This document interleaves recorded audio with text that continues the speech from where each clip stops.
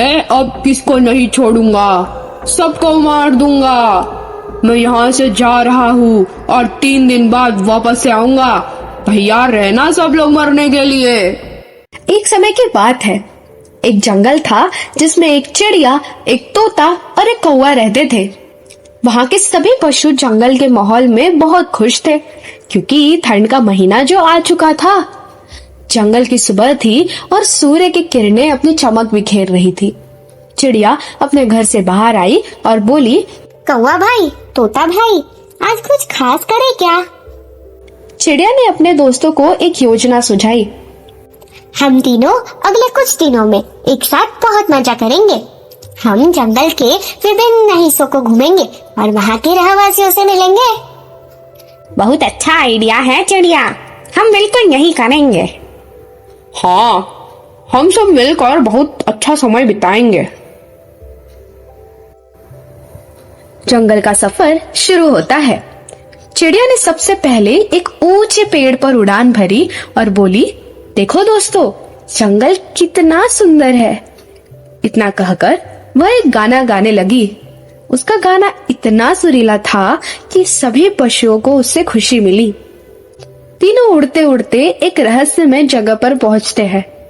वहां आग जलाते हैं और थोड़ा आराम करते हैं।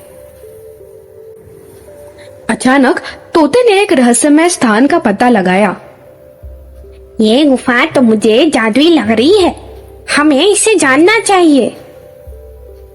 जादुई गुफा, हमें वहां जाकर देखना चाहिए। कौवा ने भी यह समर्थन किया और तीनों ने मिलकर वह रहस्यमय स्थान की ओर बढ़ते हैं। जब तीनों दोस्त जादुई गुफा में पहुंचते हैं, वहां पर उन्हें एक विचित्र सा दरवाजा दिखाई देता है। ये कैसा दरवाजा है? चलो चलकर देखते हैं दोस्तों। हाँ, देखते हैं इस दरवाजे के पीछे क्या है। हाँ, चलो देखते हैं। तीनों उस दरवाजे के पास जाते हैं और खोलने की कोशिश करते हैं। तोता दरवाजा खोलकर अंदर चला गया। गुफा के अंदर उन्हें अद्भुत रंगीन दुनिया दिखाई दी, जिसमें हर जगह सुंदर सुंदर पेड़ पौधे और रंग बिरंगे फूल दिखाई दे रहे थे। यह एक ऐसा माहौल था जो इतना विचित्र था कि उन्हें लगा कि वे किसी जादुई सफर में हैं।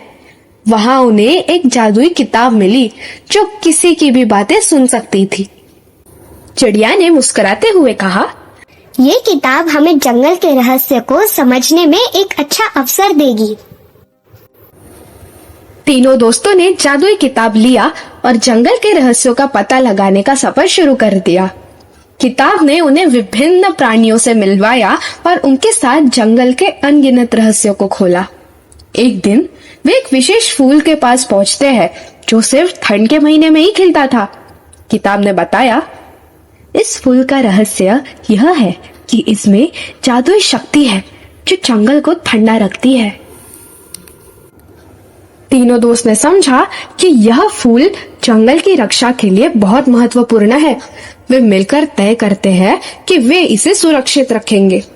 कौवा ने कहा, हमें इसे और जंगल के रहस्यों को बचाने के लिए मिलकर काम करना चाहिए। तीनों ने मिलकर जंगल के हर कोने में जादुई शक्तियों का पता लगाया और उनकी रक्षा करने का निर्णय लिया। एक दिन जंगल में एक बड़ी समस्या आ गई। जंगल में एक भयानक राक्षस आ गया।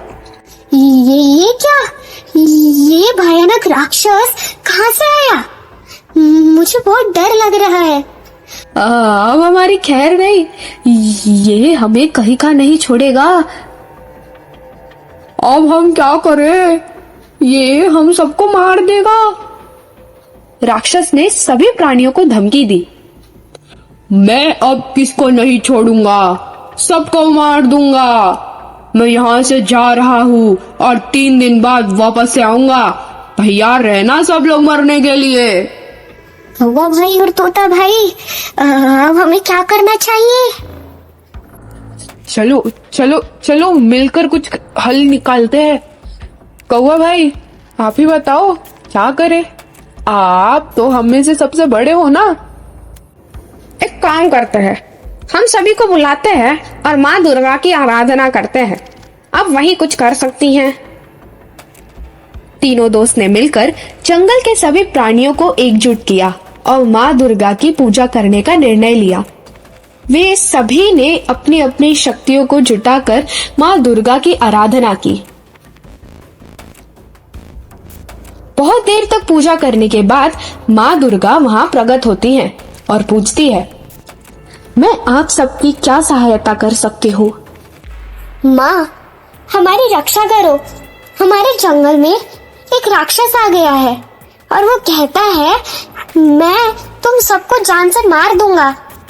हम आप ही हमारी रक्षा कर सकती हैं। माँ दुर्गा ने अपनी कृपा बनाए रखी और जंगल के राक्षस को अपनी शक्ति से मार दिया।